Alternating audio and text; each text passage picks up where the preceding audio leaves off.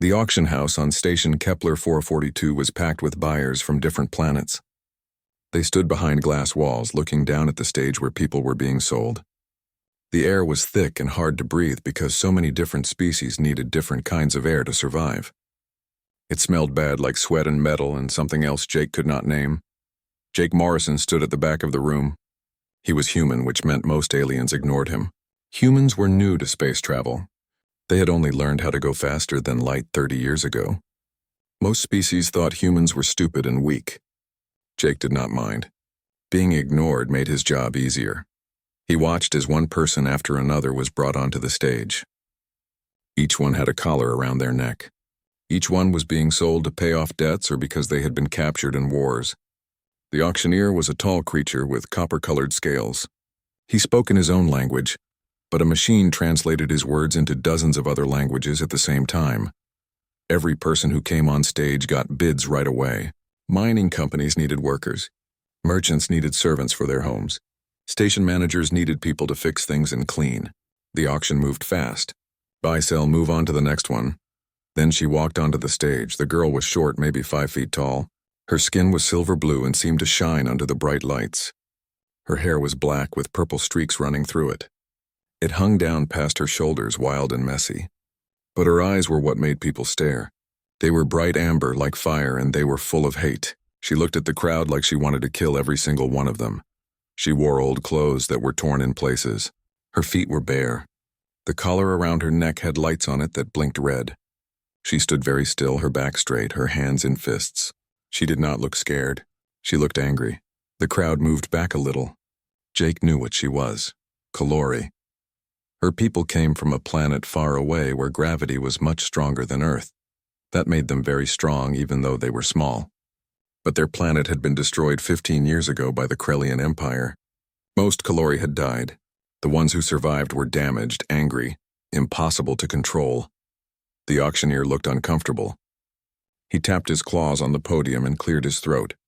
His voice came through the translator. This is lot 73. Calorie female. Age is about 16 standard years. She is strong. Good for heavy work. Her previous owner reports some problems with her behavior. That was a lie. Jake had heard the real stories. This girl had been owned by 3 different people in 2 years. She had broken one owner's arm. She had sabotaged another owner's ship while it was flying. The third owner had returned her after 1 week and would not say what happened. Everyone knew she was trouble. We will start the bidding at 500 credits, the auctioneer said. His voice was confident, but his eyes showed worry. Nobody spoke. The room was silent except for the hum of the air machines. The girl smiled. It was not a nice smile. It was cold and mean. She knew what was happening. Nobody wanted her. She was too much trouble, too dangerous, too broken. Her eyes swept across the crowd, challenging them, daring them to try and own her. The auctioneer shifted his weight from one foot to the other. 400 credits. She is trained in technical work. She can fix machines. Still nothing. The silence grew heavier. 300. This is a very good price for a Kalori. They are rare now. Strong workers. The auctioneer was trying hard to sell her, but everyone could hear the panic in his voice. Jake watched the girl's face. She was still smiling, but her hands were shaking slightly. She knew what came next. If nobody bought her, she would be recycled. That was the polite word for it. The real word was killed. They would take her to the back rooms and end her life, then process her body for biological materials. 200 credits. This is my final offer before we move to the next lot. The auctioneer's voice was flat now. He had given up. The girl's smile grew wider. She looked almost happy. Maybe death was better than another owner. Maybe she was ready to stop fighting. 5,000. Jake's voice cut through the room like a knife. Every head turned to look at him. Every eye stared. The girl's smile disappeared. She looked at Jake with confusion and suspicion. Her body tensed like she was ready to fight or run. The auctioneer blinked. All 3 of his eyelids moved at the same time. I am sorry. Did you say 5,000 credits? Yes, 5,000, Jake repeated. His voice was calm and steady. Whispers filled the room. People turned to their neighbors and spoke in hushed voices. 5,000 credits was more than double what any other person had sold for today. For a problem Kalori girl, it was crazy. It made no sense. The auctioneer recovered quickly. Money was money, even if the buyer was insane. Sold to the human in the back. Please come to the processing station to finish the purchase. Jake walked through the crowd. People moved out of his way, still staring at him. Some looked at him like he was stupid. Others looked curious. A few looked angry, like he had broken some unspoken rule. He kept his eyes forward, but he could feel the girl watching him. Those amber eyes burned into his back. She was trying to figure him out. Trying to understand why a human would waste 5,000 credits on someone the entire galaxy thought was worthless. Jake did not have a good answer for her. He barely understood it himself. The processing station was a small room with white walls and bright lights. A robot waited there with papers and a data pad. Jake signed his name and pressed his thumb to the scanner. The robot made beeping sounds and printed out a receipt. Payment confirmed. Ownership transferred. Lot 73 is now registered to Jake Morrison, citizen of Earth, captain of the vessel Wandering Star. The robot's voice was flat and emotionless. The girl was brought in by 2 security guards. They were careful to stay out of her reach. One guard unlocked the collar from around her neck. The other handed Jake a small data chip. All her documentation is on here. Medical records, work history, legal status. She's your problem now. The guard sounded relieved to be rid of her. The guards left quickly. The door closed behind them with a soft hiss. Jake and the girl stood alone in the white room. She rubbed her neck where the collar had been. Her skin was red and raw there. Jake looked at her. She was smaller than he expected, more fragile looking, but he could see the muscles in her arms and shoulders. He could see the scars on her hands and face. This was not someone who had lived an easy life. "My name is Jake Morrison," he said. He kept his voice quiet and gentle. "I have a cargo ship. It's docked in Bay 12. We should go there now." She did not say anything. She just stared at him with those burning amber eyes. Her body was tense, ready to fight or run. She did not trust him. That was clear. Jake shrugged and walked to the door. He did not look back to see if she would follow. After a moment, he heard soft footsteps behind him. She was following, but keeping her distance. Smart. They walked through the station corridors. The station was busy with travelers and workers. Cargo loaders moved boxes on floating platforms. Merchants sold food and supplies from small shops. Security officers patrolled in pairs, their weapons visible on their belts. Some people looked at the girl when they passed. A few recognized her. Their eyes widened in surprise, then they looked away quickly. Nobody wanted to get involved. Nobody wanted to be near her. Bay 12 was at the end of a long corridor. The door was marked with faded paint. Jake pressed his hand to the scanner and the door opened. Inside was his ship, the Wandering Star. It was not a fancy ship. It was a cargo hauler, old but reliable. The hull was scratched and dented from years of use. The paint was peeling in places. But the engines were good and the systems worked. That was what mattered. Jake opened the airlock and gestured for her to go first. She hesitated. Her eyes scanned the inside of the ship, looking for dangers, looking for traps. She was calculating her chances, planning her escape routes. "It's just a ship," Jake said. His voice was patient. "No tricks. No traps." She stepped inside slowly. Jake followed and sealed the airlock behind them. The ship's computer made a soft chiming sound. "Welcome back, Captain Morrison. I detect a new life form aboard. Should I register them in the system?" The computer's voice was calm and pleasant. "Yes, Newton," Jake said. He turned to the girl. "What's your name?" For the first time she spoke. Her voice was rough and quiet, like she had not used it in a long time. "Why do you want to know?" "Because I need something to call you." She was quiet for a moment. Then she said, "My last owners called me 673. From my identification number." Jake felt anger rise in his chest. They had taken even her name from her. "That's not a name. That's a number." "What did your family call you?" "Before everything happened." Her jaw tightened. Her eyes grew harder. "Zara." "Zara," Jake repeated. The name felt right. "That's a good name. Newton, register Zara as a crew member. Give her full access to quarters, galley, and all standard ship systems." "Registration complete, Captain," Newton said. Zara's eyes narrowed. "What game are you playing, human?" "No game. I need help running the ship." "You need a place that's not a slave auction. Seems fair to me." "You paid 5,000 credits." "I did. Nobody pays that much without wanting something." Jake moved to the control panel and started entering numbers for their next destination. "I want you to help run this ship. Fix things. She could not sleep in the room he had given her. Not yet, it felt too exposed, too vulnerable. Out here in the cargo bay, she could hear anyone approaching. She could run if needed. She could fight. Zara curled up in her hidden nest and closed her eyes. But sleep did not come easily. Her mind kept replaying the auction. The moment when the human raised his hand, the look in his eyes when he said her real name. Nobody had used her real name in so long. She had almost forgotten it herself. Hearing it again had felt like a punch to the chest. It's like being reminded she used to be a real person with a real life. 3 days passed. Zara kept to herself. She ate when the human was sleeping. She explored the ship during the night cycles. She practiced fighting moves in the cargo bay, keeping her body strong, keeping her esque. Zara stood in her new room with her back against the door. Her heart was beating fast. She pressed her hand to her chest and tried to slow her breathing. This was wrong. Everything about this was wrong. The room was small but clean. There was a bed with white sheets. A storage box sat against one wall. A small desk and chair filled the corner. Through another door, she could see a bathroom with a shower. It was nicer than any place she had slept in 2 years. That was the first warning sign. Nice meant expensive. Expensive meant the owner wanted something. The question was what? Zara opened the storage box. Inside were clean clothes. Simple shirts and pants, all in dark colors. They looked new. They looked like they would fit her. How did the human know her size? Had he planned this? Was this a trap he had set up before he even came to the auction? She took a shirt and held it up to her face. It smelled clean. No chemicals, no perfume, just clean cloth. For a moment she felt tears trying to come. She pushed them back. Crying was weakness.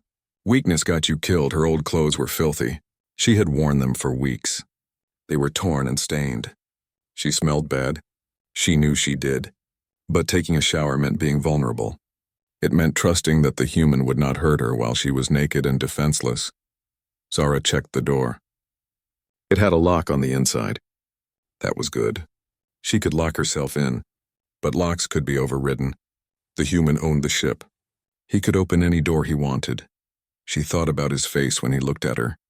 His eyes had been calm, not hungry, not cruel, not calculating, just calm. Like she was a person, not property. That terrified her more than anything. Because if she believed that, if she let herself hope that maybe this time was different, the betrayal would destroy her. She had learned that lesson 3 times already. Every time she started to trust, every time she thought maybe this owner would be different, they proved her wrong. But she also smelled terrible. And the thought of clean water on her skin was almost painful in its appeal. Zara made her decision. She locked the door and dragged the chair over to wedge under the handle. It would not stop someone determined to get in, but it would slow them down, give her time to fight or escape. The shower was hot. Real hot water. Not the recycled lukewarm spray she was used to. She stood under it and let it wash away weeks of dirt and sweat and fear. Her skin turned pink from the heat. Her muscles relaxed despite her efforts to stay tense and ready. She found soap and shampoo. They smelled simple and clean. She washed her hair 3 times before it felt clean. She scrubbed her skin until it hurt. When she finally turned off the water, she felt more like herself than she had in years. The clean clothes fit perfectly. They were comfortable. Zara looked at herself in the small mirror. Her silver blue skin was clean. Her black and purple hair hung damp around her face. Her amber eyes looked back at her, still wary, still hard. She looked like a person again, not property, not a number. A person. She moved the chair away from the door and unlocked it. She opened it slowly, listening for sounds of the human. She could hear him in the control room talking to the computer. His voice was calm and steady. He was discussing navigation routes and fuel consumption. Zara moved through the ship silently. Her people were naturally quiet. High gravity made you learn to move carefully or risk injury. She explored every corridor, every room, every system. She needed to know this ship. Know where the weapons were, where the escape pods were, where she could hide if needed. The ship was old but well-maintained. Everything was organized and clean. The cargo hold was half full of medical supplies. The galley had real food, not just nutrition paste. The engine room was small but efficient. She recognized the systems. They were standard Terran class, the kind humans used for long-distance freight. There were no weapons. Just a small pistol and a locked cabinet in the control room. Probably for emergency use only. No torture devices. No chains, no cells. Just a normal cargo ship. That made her more nervous, not less. She found the escape pods.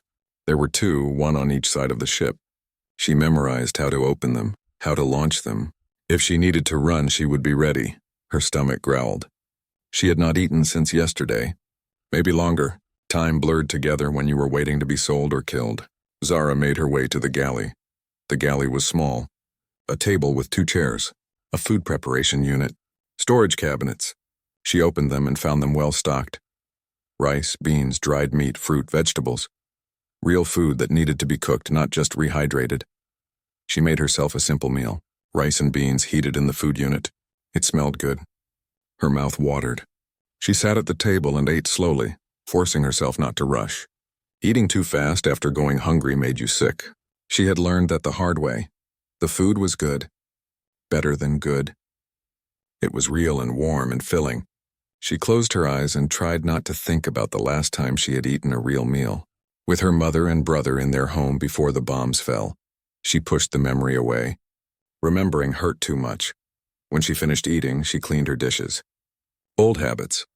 Her mother had taught her to clean up after herself. To respect the space you lived in. It felt strange doing it here on this ship, but it also felt right. Zara went back to exploring. She found the cargo bay and examined the medical supplies they were carrying. The boxes were marked for a mining colony. Plague outbreak. Critical need. These supplies would save lives. The human was risking his ship to deliver medicine to sick people. That told her something about him. But she did not know what yet. The ship shuddered slightly. The engines were starting up. They were about to leave the station. Zara made her way toward the control room. She stopped in the doorway and watched the human work. Jake sat at the pilot's chair, his hands moving across the controls with practiced ease. He was talking to the computer, checking systems, confirming clearance with station control. He looked relaxed, comfortable. This was his place, his ship, his life. He glanced up and saw her. He did not look surprised or angry that she had been exploring. He just smiled slightly and nodded toward the second chair. You can sit there if you want. Watch how she flies. Zara hesitated. Then she moved forward and sat in the co-pilot chair. The controls were familiar. Most ships used similar systems. She had been training to be an engineer before the war. She understood how these machines worked. Station control. This is Wandering Star requesting departure clearance, Jake said into the comm. Clearance granted. Wandering Star. You are clear for Bay 12 exit. Safe travels. The station controller's voice was bored and mechanical. Jake engaged the engines. The ship lifted smoothly off the docking platform and moved toward the exit. The bay doors opened, revealing the starfield beyond. Thousands of stars scattered across the black, beautiful and cold and endless. The wandering star slipped through the doors and out into space. Zara felt the familiar pull of acceleration as they moved away from the station. She watched the stars grow brighter as they left the station's light pollution behind. For the first time in 2 years, she was leaving a place by choice, not because she was being sold or transferred.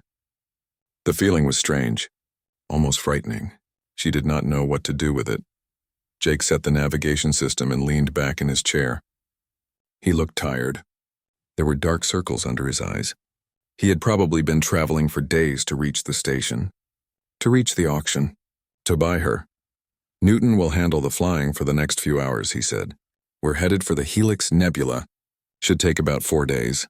The cargo is medical supplies for a mining colony. Plague outbreak. They need the medicine badly. Zara nodded. She did not trust her voice yet. Jake stood and stretched. I'm going to get some sleep. You should too. Your room has everything you need. If you get hungry, help yourself to anything in the galley. If you need anything else, just ask Newton. He'll help you. He started to leave, then stopped. He turned back to look at her. Zara, I meant what I said earlier. You're crew, not property. You don't have to be afraid here. I'm not going to hurt you. I'm just trying to do some good in a galaxy that doesn't have enough of it. Then he left. His footsteps faded down the corridor. A door opened and closed. She was alone in the control room. Zara sat in the darkness watching the stars stream past. The computer Newton hummed softly in the background. The ship felt peaceful, safe. Like maybe she could rest here, but she could not let herself believe that. Not yet, maybe not ever. She stayed in the control room for another hour, watching, waiting. When she was sure the human was asleep, she went back to the cargo bay. She found a corner behind some boxes and made a nest from packing materials. It was not comfortable, but it was hidden, safe. The asteroid field was a nightmare of spinning rocks and ice. Some were as small as a fist, others were as big as cities. They moved in unpredictable patterns, colliding and breaking apart, creating new hazards every second. One wrong move would smash the ship to pieces. Jake's hands flew across the controls. He twisted the ship left, then right, then down. The wandering star danced between rocks that would have crushed them. Alarms screamed warnings about proximity, about stress, about 100 different ways they were about to die. Zara pulled up the scanner and started calculating trajectories. Her mind processed the data faster than the computer could. Years of training in high-gravity environments had taught her to think in 3 dimensions, to see patterns in chaos. Rock coming from above. 40 degrees, she called out. Her voice was steady despite the terror coursing through her veins. Jake rolled the ship and dove. The rock sailed past where they had been, close enough that they could see the ice crystals on its surface. 2 more ahead. Collision course. Gap between them is shrinking. How long until they close? 8 seconds. Jake pushed the engines to maximum.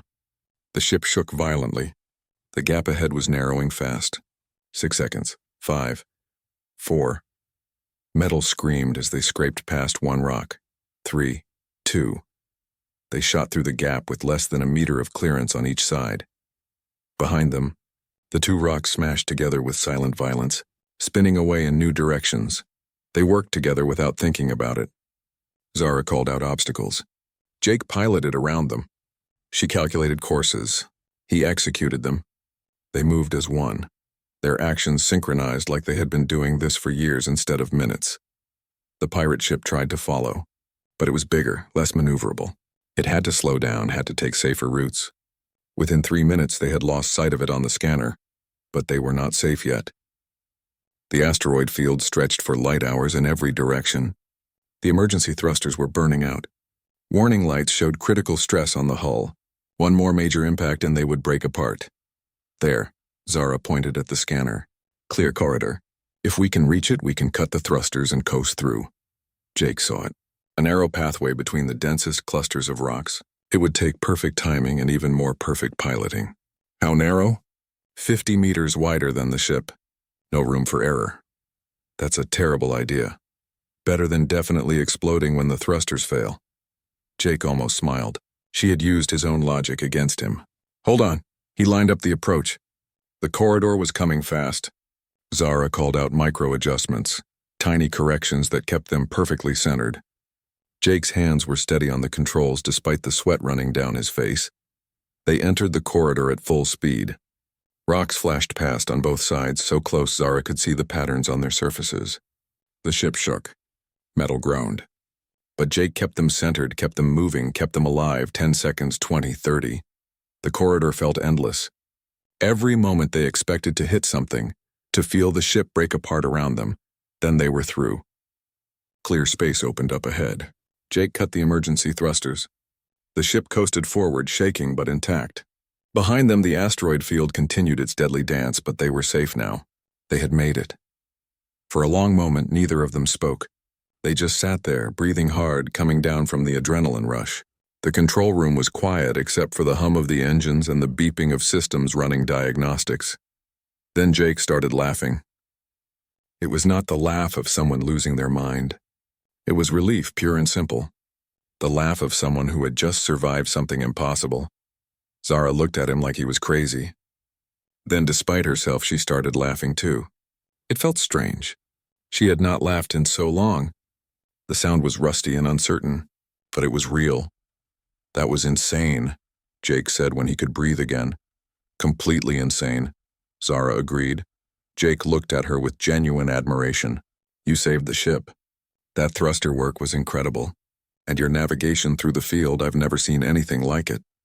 Zara shook her head. We saved the ship. Your piloting was the only reason we survived. I just provided the numbers. You made them real. For a moment, their eyes met. Something passed between them, understanding, respect. The beginning of trust. Jake broke the silence first. Thank you. For helping. For not just hiding while the pirates attacked. You could have let them take the cargo. Let me deal with it alone. The cargo matters, Zara said quietly. People will die without it. Yes, they will. Jake studied her face. You care about that? About people you've never met. Zara looked away. I know what it's like to need help and have nobody come. I know what it's like to watch people die from things that could be prevented. My world, my people, we begged for help when the Krellians came. Nobody answered. Nobody cared. Her voice was hard, but Jake could hear the pain underneath it. The loss. The rage at a galaxy that had let her world burn. I'm sorry, he said. And he meant it. Zara nodded once. She did not say anything else. But the wall between them had cracked a little more. Newton's voice interrupted. Captain, I have completed diagnostics. The emergency thrusters are damaged beyond repair. Hull integrity is at 73%. Several systems need maintenance. But we are functional. We can continue to our destination. Good, Jake said. Set course for the mining colony. Let them know we're delayed but still coming. Acknowledged, Captain. Jake stood and stretched.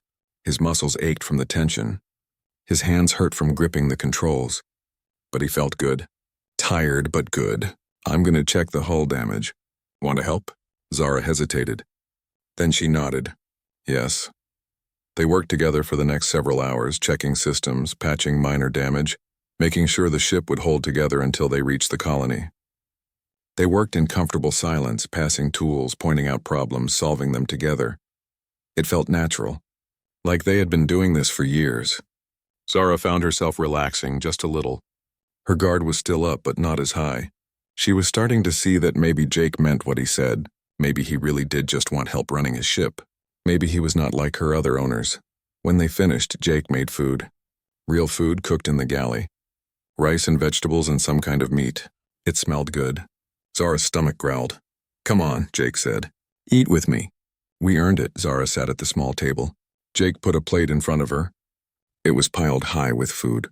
More than she could eat. But it was nice that he gave her so much. Like she was important enough to feed well. They ate in silence for a while. The food was good. Simple but filling. Zara ate slowly, savoring each bite. Can I ask you something? Jake said. Zara tensed. Questions usually led to bad places, but she nodded. What were you before? Before the war? You said you were training as an engineer? She was quiet for a long moment. Talking about the past hurt, but maybe it was time to let some of that pain out. Yes, my mother was a master engineer. She built atmospheric processors, the machines that make air breathable on colony worlds. I was her apprentice. Learning the trade. That's why you knew how to fix the thrusters so fast. Yes. My people, we grow up understanding machines. High gravity means everything has to be perfect. One weak joint, one bad weld, and people die. So we learn young. We learn well. Did you like it? Engineering? Zara smiled slightly. It was a sad smile. I loved it. I loved taking broken things and making them work again. I loved the logic of it, the way problems had solutions if you were smart enough to find them. I loved working with my mother, learning from her. Her smile faded. Then the Krellians came, and suddenly all my training was worthless. I could not fix bombs. I could not repair murdered families. I could not engineer my way out of slavery. Jake set down his fork. You could today. You fixed the thrusters. You got us through the asteroid field. You used your skills to save lives. That's not worthless. Zara looked at him, really looked at him. This human who saw value in her when nobody else did. Who treated her like a person. Who trusted her with his life in that asteroid field. Why did you buy me? She asked. The question had been burning in her mind since the auction. You could have bought someone obedient. Someone easy. Someone who would not try to kill you in your sleep. Why me? Jake thought about it for a moment. Honestly, I saw someone who refused to break. Everyone else saw a problem. I saw strength, will, the kind of person who survives when they should not. The kind of person who keeps fighting when anyone reasonable would give up. He paused, and maybe I saw a little of myself. 10 years ago, I was angry at everything. Lost my family to a mining accident. Corporate greed killed them and nobody cared. I spent years taking stupid risks, not caring if I lived or died, until someone showed me kindness when I did not deserve it. Changed my life. So you paid 5,000 credits out of kindness? I paid 5,000 credits because you deserved a chance. Because the galaxy has enough cruelty in it. Because sometimes you have to be the change you want to see. He smiled. Also, I really did need crew. And you're clearly brilliant at engineering. Zara did not know what to say. She had spent 2 years learning to trust nothing, believe no one, expect only betrayal. But this human was making it very hard to maintain that worldview. I won't try to kill you in your sleep, she said finally. Jake laughed. That's reassuring. Thank you. Zara stared at Vorash. All the rage she had carried for years burned in her chest. She could feel the weight of the wrench in her hand. Could imagine exactly how it would feel to bring justice for her family. But then what? She would be arrested, probably executed. Jake would be implicated. The wandering star would be seized. All the good they had been doing would end. All the lives they might save in the future would be lost, and her mother. What would her mother think? Would she want Zara to throw away her life for revenge? Would she want her daughter to become a murderer? Zara remembered her mother's last words. Survive. Stay strong. Keep fighting. But what did fighting mean? Did it mean violence? Or did it mean refusing to? 6 weeks had passed since the asteroid field. 6 weeks of working together, eating meals together, slowly building something that felt like trust. Zara still had bad days when she could not stop looking over her shoulder, when every kindness felt like a trap waiting to spring. But those days were becoming less frequent. They had fallen into a routine. Jake handled piloting and navigation. Zara managed the engineering systems and repairs. They split cooking duties. They took turns choosing where to eat when they docked at stations. Small, normal things that made Zara remember what it felt like to be a person instead of property. The money from their jobs was building up. Jake had been serious about crew shares. Every credit they earned, he split evenly with her. Her account was growing. For the first time in years, she had her own money. Money nobody could take away. It was strange having money, having choices. She could leave any time she wanted now. Buy passage to another system. Start over somewhere new. But the thought of leaving made her chest feel tight. She had not expected that. Had not expected to start caring about this ship, this life, this human. They were hauling construction supplies to a new colony when Jake asked her about her family. They were sitting in the observation deck, watching stars stream past. It had become their place to talk, to share pieces of themselves they kept hidden from the rest of the galaxy. What were they like? Jake asked quietly. Your parents. Your brother. Zara was quiet for a long time. Talking about them hurt. But keeping them locked inside hurt worse. My mother was brilliant. Patient. She could look at any machine and understand it instantly. People came from all over our world to learn from her. She smiled at the memory. She had this way of teaching. Never made you feel stupid even when you made mistakes. She would say mistakes are how we learn, how we grow stronger. She sounds wonderful. She was. My father was different, quiet, an artist. He painted murals on buildings, huge beautiful scenes from our history and mythology. I remember watching him work for hours, his hands moving like they were dancing. Zara's voice grew softer. And my brother, Kalen, he was only 12. Smart like mother, creative like father. He wanted to design starships. Not build them, design them. Make them beautiful and functional at the same time. He sounds gifted. He was. Past tense. Always past tense now. They died in the first wave of attacks. The Krellians targeted the cities first. Bombs that turned buildings to dust. My family was in our workshop when it happened. I was running an errand 2 blocks away. I felt the blast. Saw the building collapse, her hands were shaking. She pressed them together hard. I dug for 3 days. 3 days trying to find them in the rubble. Other survivors helped at first, but they gave up. Said it was hopeless. But I kept digging. Because I could not accept it. Could not believe they were just gone. Jake reached out slowly, giving her time to pull away if she wanted. When she did not move, he took one of her hands in his. His grip was gentle but firm, grounding. I found my mother on the 3rd day. She was still alive, barely, trapped under a beam. Her legs were crushed. She was dying and we both knew it. Zara's voice cracked. She made me promise. Promise to survive, to stay strong, to keep fighting. Then she died in my arms. Tears ran down her face. She did not wipe them away. The Krellian soldiers found me there, took me. And for 2 years all I had was that promise, survive, stay strong. Keep fighting. Even when I wanted to die, I could not break my promise to her. Jake squeezed her hand. He did not say empty words like, "I'm sorry" or "it gets better." He just sat with her in her pain. Shared the weight of it. After a while, Zara spoke again. "I hate them. The Krellians. I dream about making them pay. About hurting them the way they hurt my people. Sometimes that hatred is all that keeps me going. That's understandable. But lately I've been thinking, what would my mother want? Would she want me to spend my life consumed by revenge? Or would she want me to build something? To use my skills to help people like we used to?" Jake considered his words carefully. "What do you think?" "I think she would want both. She would want me to make the Krellians answer for what they did. But she would also want me to live. Really live, not just survive. She would want me to find joy again. To create. To help others. Those things don't have to be separate," Jake said. "You can work toward justice while also building a life. You can remember your family while making new connections. It doesn't have to be either or." Zara looked at him. "Is that what you do? With your family?" "Yeah, I remember them. Honor them by trying to make the galaxy a little less cruel. I take jobs that help people. I stand up to bullies when I can. I make choices that would make them proud." He smiled sadly. "And some days I'm still angry. Still want to burn down the corporation that killed them. But mostly I focus on the good I can do." "How do you do it? How do you let go of the anger?" "I don't let go completely.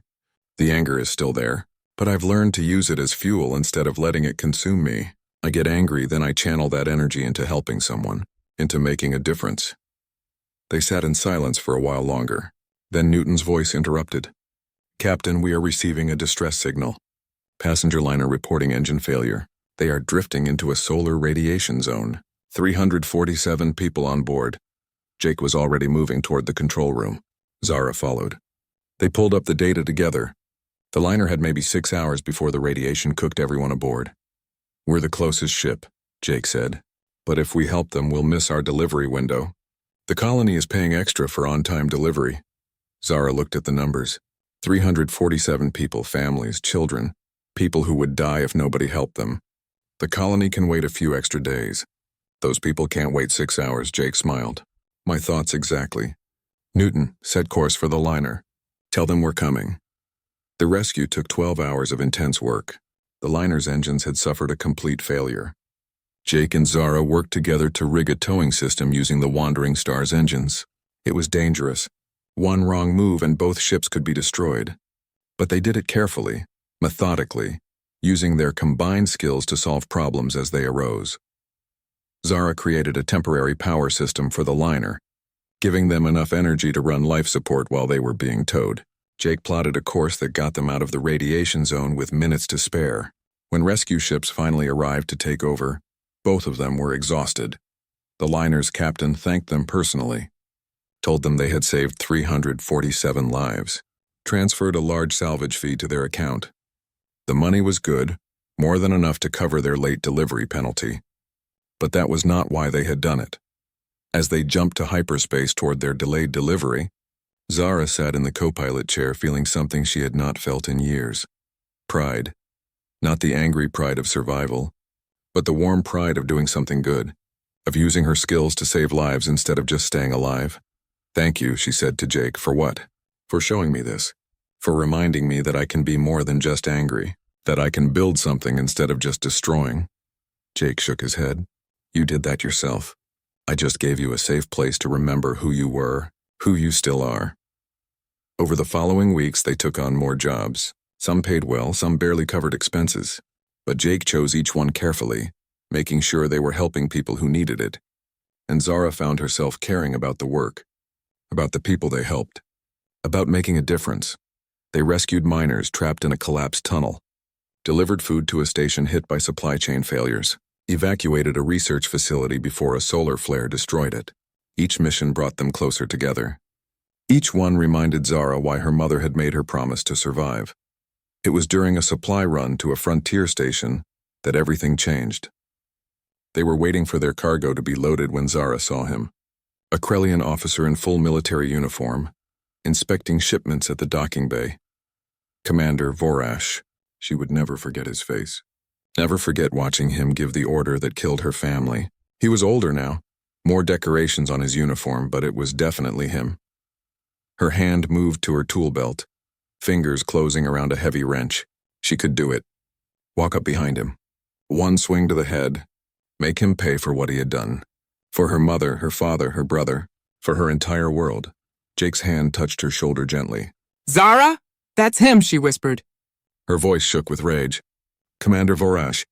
He led the assault on my district. I watched him give the kill order. My family died because of him. Jake's voice was calm but serious.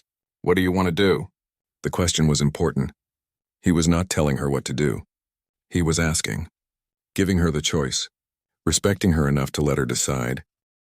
3 months after walking away from Commander Vorash, Zara stood in the engine room of the Wandering Star and realized something. She was happy. Not the wild, desperate happiness of surviving another day. Not the bitter satisfaction of revenge. Just simple, quiet happiness. She had a home now. This ship, with its creaking hull and temperamental systems, she knew every circuit, every bolt, every quirk. She had repaired it, improved it, made it better. It was not just Jake's ship anymore. It was theirs. She had purpose.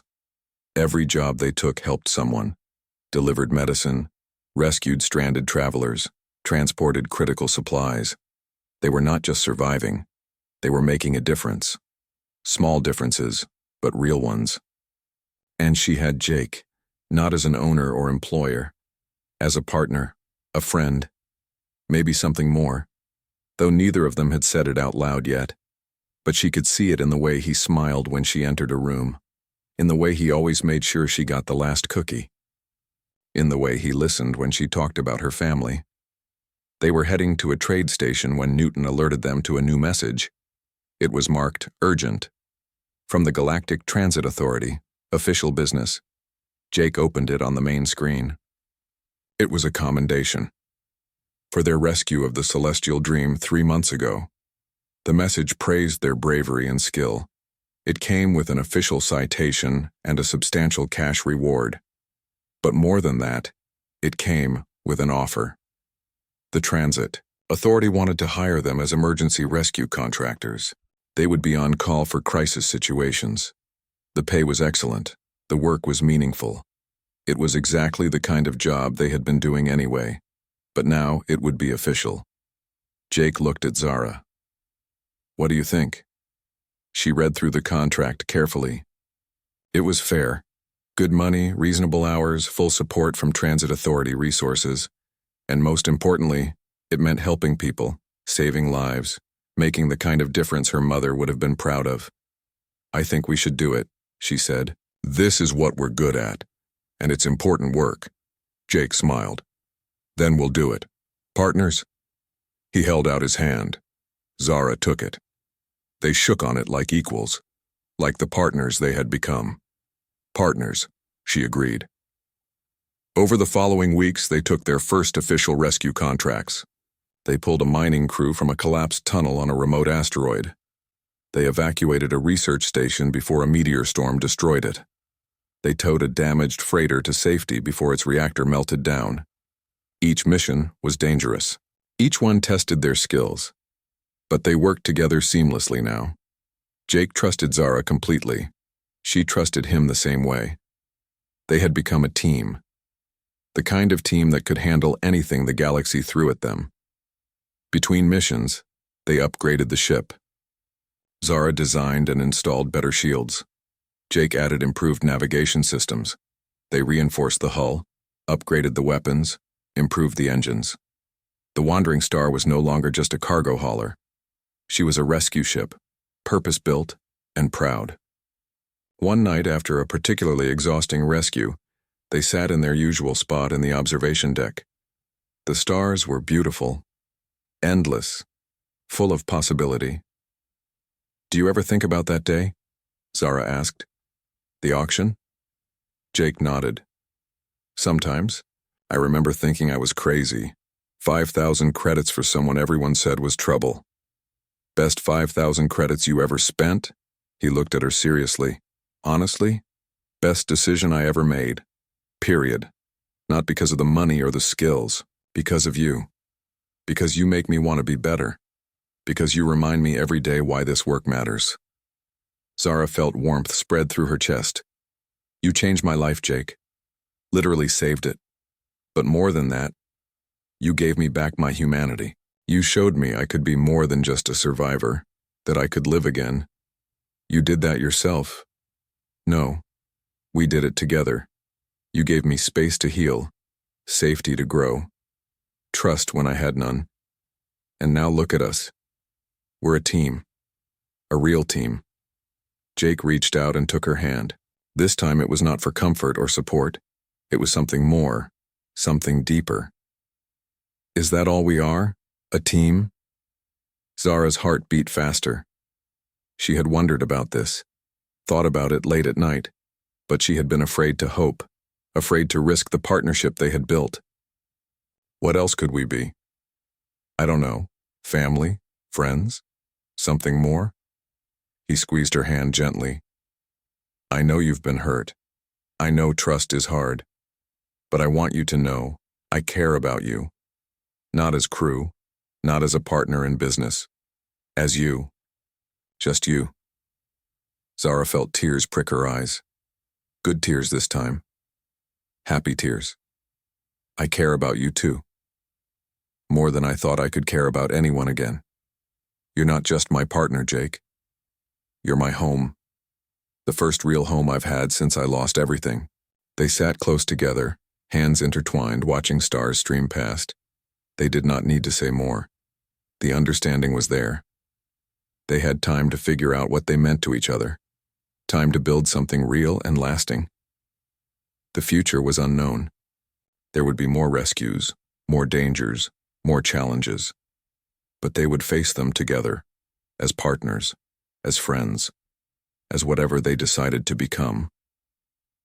6 months later, they were docked at a major trade station for repairs. Zara was in the engine room, upgrading the cooling systems when Jake came in looking excited. I just got a message, and he said, there's a group, Kalori survivors. They've been gathering on a colony world trying to rebuild their culture. They're looking for engineers to help build infrastructure. Zara's hands stilled on her work. How many? About 200. Maybe more. They're scattered across different systems, but this colony is trying to bring them together. Give them a new home. 200. Out of millions, it was nothing. But it was also everything. Her people were not extinct. They were rebuilding, and they needed help. Do you want to go? Jake asked. We could take a contract there. Help them build. You could meet other survivors. Find out what happened to your world. Maybe find closure. Zara thought about it. Part of her wanted to run there immediately, to see her people again, to speak her language, to share her grief with others who understood. But another part hesitated. What if going back opened old wounds? What if seeing survivors made her loss feel fresh again? What if it pulled her back, into the past when she had worked so hard to build a future? Yes, she said finally, I want to go. But not alone. With you. Together. Jake smiled. Together. Always. The journey to the colony took 2 weeks. Zara grew more nervous as they approached. She had not spoken to another Kalori in years, had not used her native language, had not shared her culture with anyone. When they landed, a small group was waiting to greet them. All Kalori, all survivors, all carrying the same weight of loss that Zara carried. An older woman stepped forward. Her silver blue skin was marked with scars. Her amber eyes were tired but kind. Welcome home, daughter of the high gravity. Welcome home. She spoke in Kalori. The language Zara had not heard in so long. The words hit her like a wave. She felt tears stream down her face. Could not stop them. Did not want to.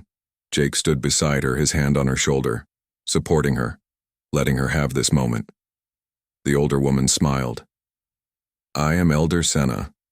We are glad you came. We need engineers. We need teachers. We need people who remember how we used to live. How we used to build? How we used to be? Zara found her voice. Speaking Kalori felt strange after so long. but also right, like coming home. I am Zara, daughter of Master Engineer Kira. I remember, and I want to help. They spent 3 months at the colony. Zara worked with other Kalori engineers to build water systems, power grids, atmospheric processors.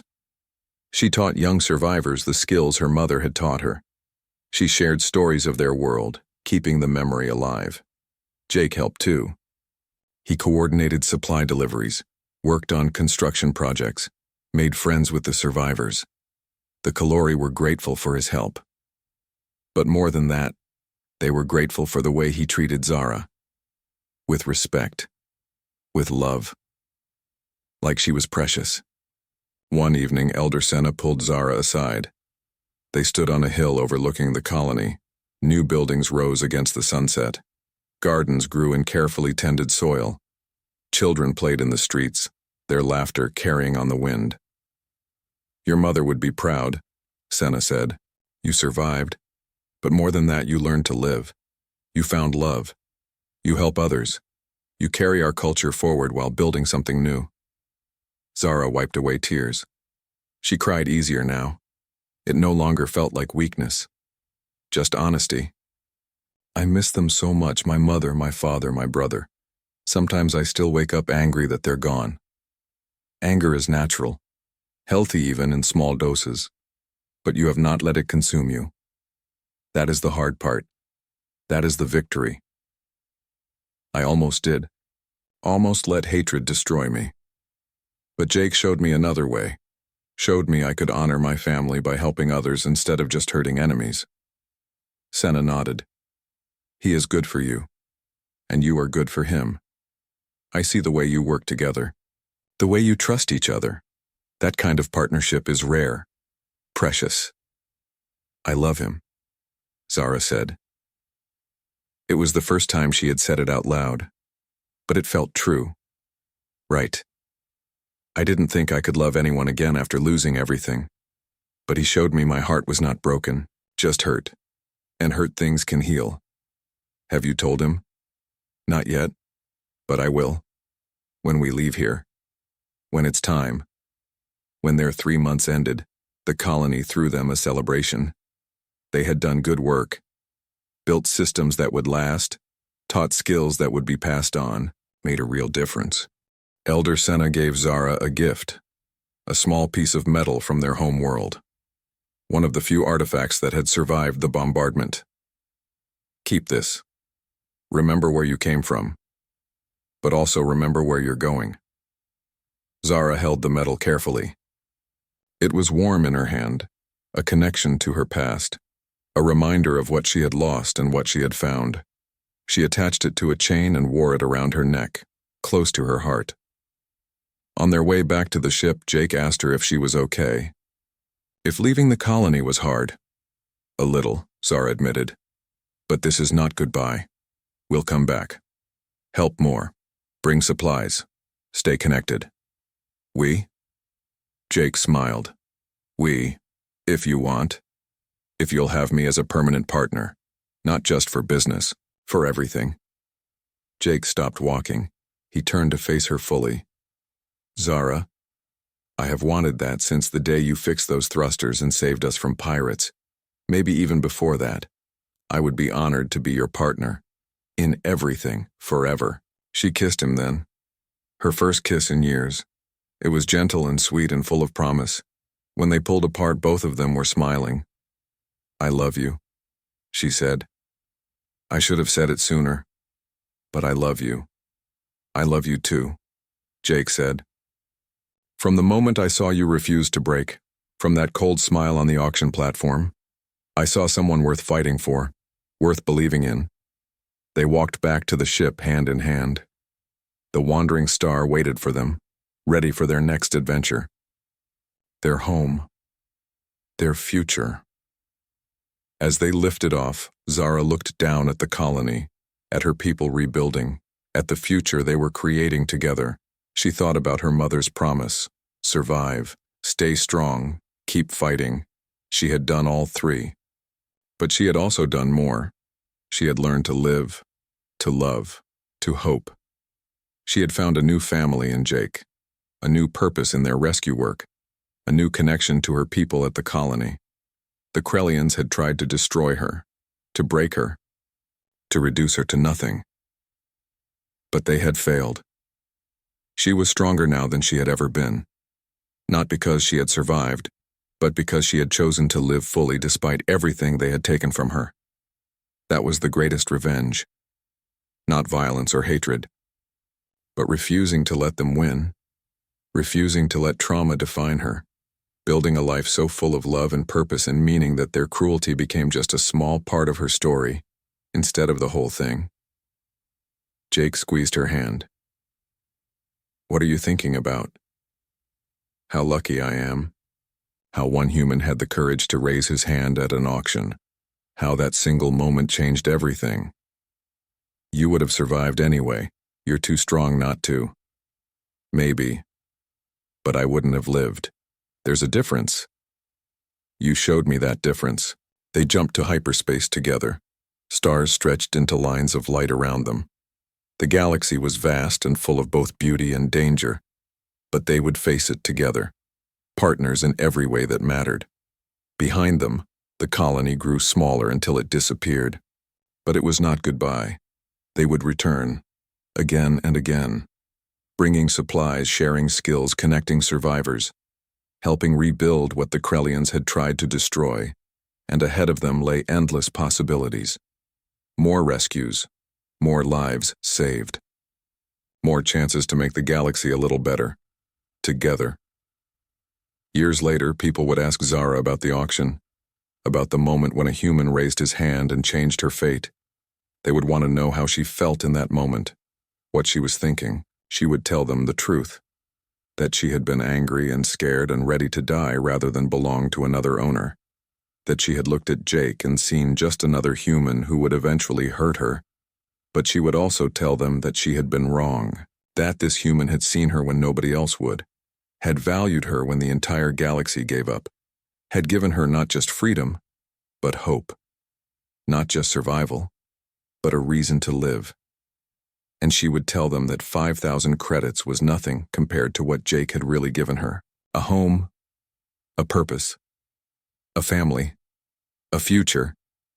But most of all, she would tell them about the moment she realized that love was stronger than hate, that building was better than destroying, that choosing life over death, hope over despair, was the most human thing anyone could do. The wild alien girl nobody wanted had found her place, not through revenge or anger, but through partnership and love and the simple act of choosing to keep going when everything said to give up. And it all started with one brave human who dared to raise his hand, who dared to see value where others saw only trouble, who dared to give a broken girl a chance to become whole again.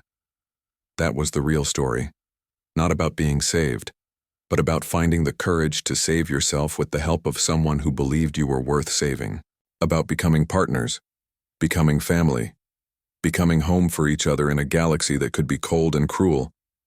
And that was the best kind of story, the kind with a happy ending, the kind that proved that even in darkness, light could find a way through, the kind that showed that one person caring could change everything.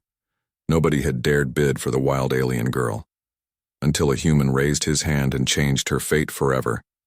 And in doing so, he changed his own fate too. Because sometimes saving someone else is how you save yourself. And sometimes the best investments are the ones that look crazy to everyone else. The end, but also the beginning.